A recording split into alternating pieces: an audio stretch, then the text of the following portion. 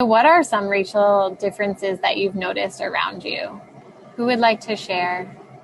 People are different, so they get treated based on how they look, and who decided that is the dominant culture. What is the dominant culture? What does the dominant culture do?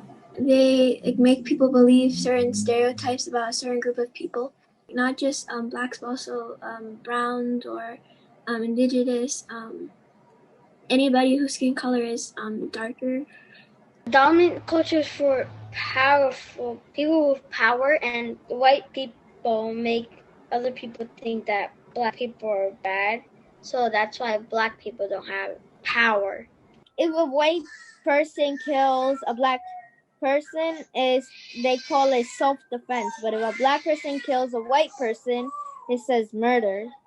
That's how unfair black people's life is. Hey everybody, this is Charlie Kirk, founder and CEO of Turning Point USA. If you liked this video, be sure to subscribe to our YouTube channel at Turning Point USA.